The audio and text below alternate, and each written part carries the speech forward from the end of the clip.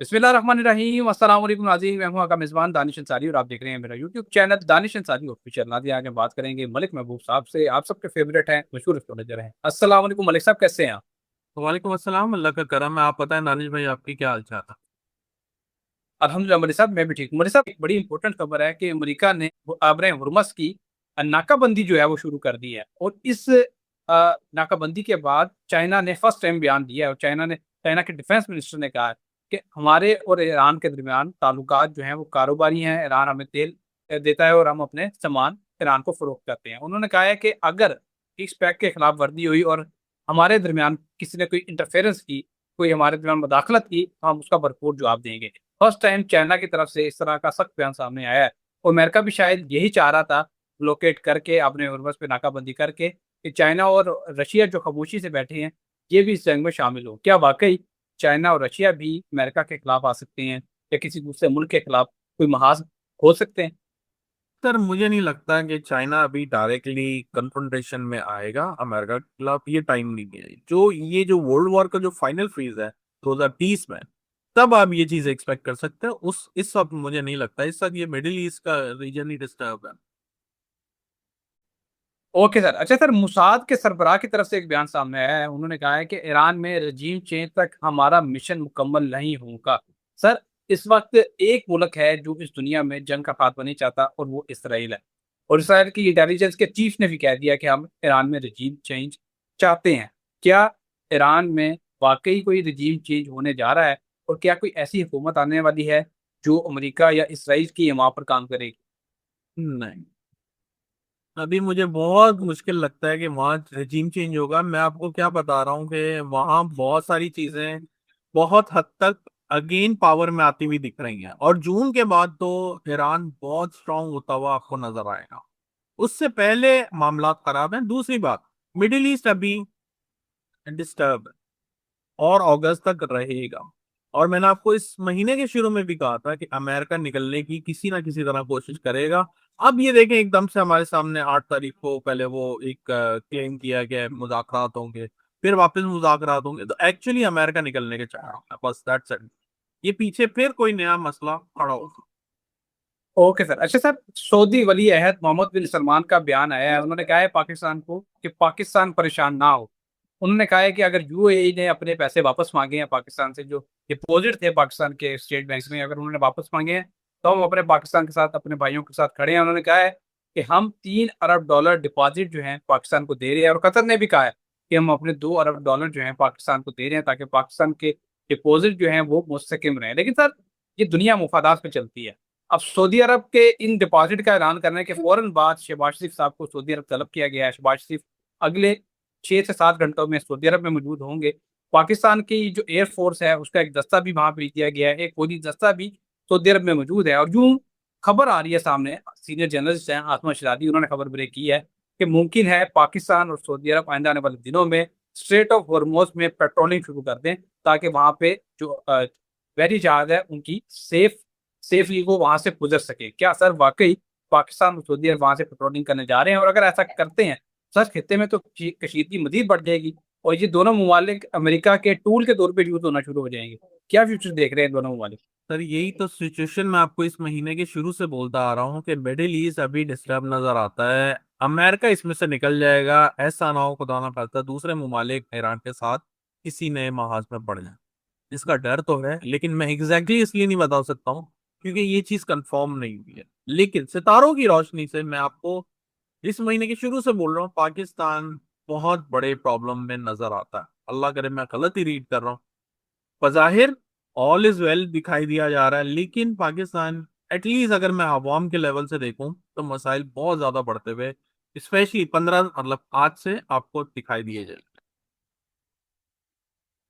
Okay sir. Sir, America, Israel और Iran के दरमियान फिलहाल कोई जंगबंदी चल रही है, लेकिन इस वक्त दुनिया में अगर किसी जगह पे जंग चल रही है और जहाँ पे लोग चाह बहक हो रहे हैं, उस मुल्क का नाम लिबनान है। और लिबनान की क्यादत भी और इसराइल की क्यादत भी बरह रास्त मुज़ाकरात के लिए तैयार हो गए हैं सर। लेकिन हमने जब भी देखा है इसराइल की तरफ से मुज़ाकरात का हाथ बढ़ाया जाता है तो फौरन उसके बाद धोखा दिया जाता है और अटैक कर दिया जाता है। क्या इस मरतबा इसराइल वाकई संजीदा है मुज़ाकरात की टेबल पे आने के लिए, या इस मरतबा भी पीठ में छुरा घोंपा जाएगा? क्या देख रहे हैं, धोखा देख रहे हैं या बाकी मुदाखलत हो? मुझे नहीं लगता कि ये कभी भी संजीदा होंगे। ये धोखे के सितारे जो भी चल रहे हैं, पहले तो दुनिया में धोखे के टाइम ही चल रहा है, और ये कभी भी सीज फायर पे नहीं आना। सर अगर सीज फायर नहीं होता तो उसका मतलब ये है कि खूनी जंग चलती रहेगी। क्या इस खित्ते में, मिडल ईस्ट में, खासतौर पर लिबनान में, मजीद अमवात भी आप देख रहे हैं, मजीद नुकसान भी देख रहे हैं, या फिर यहाँ पे भी कोई जंगबंदी हो सकती है जिस तरह ईरान ने मुतालबा किया है कि लिबनान में भी जंगबंदी की जाए? देखिए, वहां जंग बंदी होगी, लेकिन मुझे ऐसा लगता है, पता नहीं क्यों, मिडिल ईस्ट का जायचा देख के, कि यहाँ पे कोई ना कोई गड़बड़ चलती रहेगी। हो सकता है कि आने वाले 5-7 दिनों में तुर्किया बीच में आ जाए। तुर्किया, हो सकता है चाइना ताइवान आ जाए। बहुत सारे एक्चुअली, एक पर्टिकुलर मुल्क को देखने के लिए कम से कम 5-6 चार्ट देखने पड़ते हैं, फिर हम एक प्रेडिक्शन पे आता है। अगर सिर्फ आप एक मुल्क का चार्ट देख लेंगे और बाकी रहनुमा जो उनको लीडर लीड कर रहे हैं, या ऐसे इंपॉर्टेंट शख्सियात जो उनका जोर दबदबा है, उनको नहीं देखेंगे, तो मामलात आप सही प्रिडिक्शन नहीं कर सकता। तो प्रिडिक्शन एक बंदे से नहीं की जाती। अगर पाकिस्तान की भी देखनी है, तो जो उनको लीड कर रहा है, जो इनके मतलब वोट टेकिंग चार्ट है, बहुत सारी चीजें देख के हम एक कंप्लीट, जिसको बोलते हैं कि एक रीडिंग पर आता है। तो मुझे अभी आप ये बोलेंगे, आप शायद यूं बोल रहे हैं, शायद यूं बोल रहे हैं, ये जो मैं बता रहा हूँ, ये नेक्स्ट हॉटस्पॉट डेफिनेटली नजर आते हैं। चाइना, ताइवान, और ये आपका तुर्किया। इसके अलावा इसराइल अभी नहीं रुकेगा, वो कोई ना कोई नई शरारत करते हुए आपको फिर दिखेगा। 25 फरवरी को आपके साथ एक प्रोग्राम किया था और आपने उसी दिन ये बता दिया था जब ये अमेरिका और ईरान और इसराइल के दरमियान जंग का आगाज भी नहीं हुआ था। आपने कहा था कि अगर ईरान और अमेरिका के दरमियान कोई जंग होती है तो इस जंग में अमेरिका का बहुत ज्यादा नुकसान होगा। और उस वक्त किसी को इस बात का यकीन नहीं था, किसी को इस बात का एतबार नहीं था, क्योंकि कोई लोग ये एक्सपेक्ट नहीं कर रहे थे कि एक सुपर पावर, वक्त का सुपर पावर, वो एक छोटे से मुल्क ईरान, जो वैसे बज़ाहिर ही कमजोर नजर आ रहा था, उससे शिकस्त खा जाएगा। लेकिन आपने ये पिटिशन की थी कि इस जंग में अमेरिका का भारी नुकसान होगा। आज हिलरी क्लिंटन, जो कि प्रेसिडेंट की उम्मीदवार भी रह चुकी हैं साबिक इलेक्शन में, उन्होंने ये बयान दिया है। उन्होंने कहा है कि अमेरिका ईरान के मुकाबले में इंतहाई, उन्होंने इंतहाई का वर्ड यूज किया है, उन्होंने कहा है इंतहाई कमजोर पोजीशन में है, और इस वक्त तक ईरान, इसराइल और अमेरिका जंग में सबसे ज्यादा नुकसान अमेरिका का हुआ है। सर आपकी प्रेडिक्शन दुरुस्त होगी है। सबसे पहले तो मैं आपको आपकी प्रेडिक्शन पे मुबारकबाद देना चाहूंगा कि सबसे पहले ही आपने ये बता दिया था। लेकिन सर ये बता दें, आइंदा आने वाली सिचुएशन किस तरफ जा रही है? क्या नुकसान सिर्फ अमेरिका का ही होता रहेगा, या अनएक्सपेक्टेडली ईरान को भी कुछ नुकसान खुदा ना खासा हो सकता है? क्या आप देख रहे हैं, रीडिंग्स क्या बता रही इस वॉर की वजह से ईरान ने जो पा ली है, या यूं कहा जाए कि ईरान एक सुपर पावर की पोजीशन में आया हुआ है मिडिल ईस्ट के हवाले से। मतलब किसी की भी हिम्मत नहीं हो रही स्ट्रेट ऑफ हॉर्मुज को क्रॉस करने की। आई मीन, विदाउट परमिशन वो कुछ भी नहीं कर पा रहा है। लेकिन एट द सेम टाइम अभी जो चल रहे हैं हालात, उसमें ऐसा लगता है कि ये जो मुज़ाकरात मुज़ाकरात की रट लगी हुई है, ये मुझे होते हुए नहीं दिख रहा।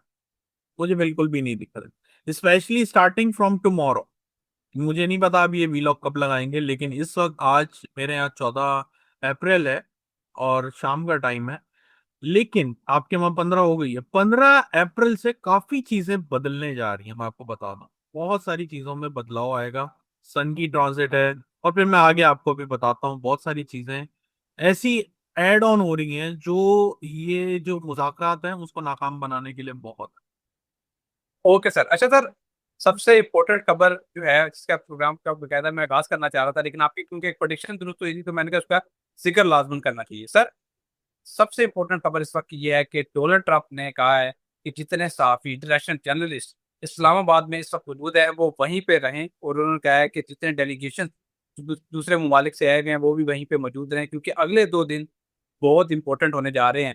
कई जो तज्जियाकार हैं, खासतौर पर पाकिस्तान के सीनियर सियासतदान मुशाहिद हुसैन सईद, उन्होंने भी कहा है कि आइंदा 2 दिनों में मुमकिन है कि डोनाल्ड ट्रंप खुद पाकिस्तान आए, और अगर मुज़ाकरात कामयाब होते हैं तो डोनाल्ड ट्रंप जरूर आएंगे और वो खुद अपने हाथ से साइन करेंगे। सर आप क्या देख रहे हैं, क्या वाकई अगले 2 दिन बहुत इंपॉर्टेंट है जिस तरह डोनाल्ड ट्रंप कह रहे हैं, या फिर ये 2 दिन की अहमियत उतनी नहीं है जितनी जाहिर की जा रही है? अगले 2 दिनों में क्या होने जा रहा है? देखिए, अगर आपको आज से एक हफ्ता पहले याद हो, जब ये मुज़ाकरात की वापस से चुमड़ी शुरू हुई थी, तो मैंने आपको कहा था 11 अप्रैल से लेके 20 अप्रैल का टाइम बड़ा ही सख्त और मुश्किल तरीन टाइम है, जिसमें खुदा ना खास्ता फिर हमले वगैरह या कोई नया मास हो सकता है। अब जो पोजीशन है, इंटरेस्टिंग बात यहां से जो हो रही है वो ये है कि जो हमारे नेगेटिव प्लैनेट है, नॉर्ड्स कहते हैं, नेगेटिव तो नहीं कहना चाहिए, मेलेफिक कहना चाहिए, उनके बीच में जितने भी वैदिक एस्ट्रोलॉजी में हम प्लैनेट काउंट करते हैं, जुपिटर, सैटर्न, मार्स, वीनस, सन, मून, ये सारे के सारे इसके अम्ब्रेला के अंदर आ गए, जिसको राहु काल मतलब वो कहा जाता है। बहुत सारे इसके वर्ड्स हैं। तो उसके दरमियान में कोई भी अच्छा इवेंट परफॉर्म किया जाए तो वो या धोखा होता है या नुकसान। तो यहां से लेके 15 से लेके 25 के दरमियान में ये सारे प्लैनेट राहु केतु के अम्ब्रेला के बीच में आ रहे हैं। सर ईरान के हवाले से बहुत से जो वली हैं उनकी भी प्रडिक्शंस मौजूद हैं। अल्लाह के जो महबूब बंदे हैं उन लोगों की तरफ से भी प्रेडिक्ट किया जा रहा है कि खुरासान एक इलाका है जिसमें ईरान का एक बड़ा हिस्सा आता है, और यहाँ से एक लश्कर उठेगा जो लड़ता रहेगा लेकिन कभी शिकस्त नहीं खाएगा। क्या देख रहे हैं कि ईरान की जो मौजूदा क्यादत है ये शिकस्त खा सकती है? क्या ये उस लश्कर में से हो सकती है? क्या देख रहे हैं इसका फ्यूचर? देखिए, मुझे नहीं लगता कि ये लश्कर वाली बात आप सही बोल रहे होंगे, लेकिन उनका अगर जायचा भी देखें तो मैंने आपको बताया है कि उनके सामने कोई टिक नहीं सकता। तो ये लश्कर और ये वाली चीजें जो हैं, वो एस्ट्रोलॉजिकल पॉइंट से मैं एग्जैक्टली कंफर्म नहीं कर सकता, लेकिन मुझे ऐसा लगता है जो ये मौजूदा क़यादत है, इसका नामो निशान नहीं खत्म। ओके सर, बहुत शुक्रिया सर, आपने अपने कीमती वक्त में से कुछ वक्त निकाला और इतनी ज़बरदस्त प्रेडिक्शन हमारे साथ शेयर की। हमारे नाज़रीन का भी शुक्रिया, फीडबैक देते हैं, कमेंट्स करते हैं, सवालात पूछते हैं, सवालात खुद से अदा करें। आपके सवालात हम अपने प्रोग्राम का हिस्सा बनाते हैं। प्रोग्राम का वक्त खत्म हो चुका है, इंशाल्लाह नेक्स्ट प्रोग्राम में ऐसे ही दिलचस्प टॉपिक के साथ दोबारा पेश होंगे। अगली वीडियो तक के लिए मुझे और मलिक महबूब साहब को इजाज़त दीजिए। अल्लाह हाफ़िज़।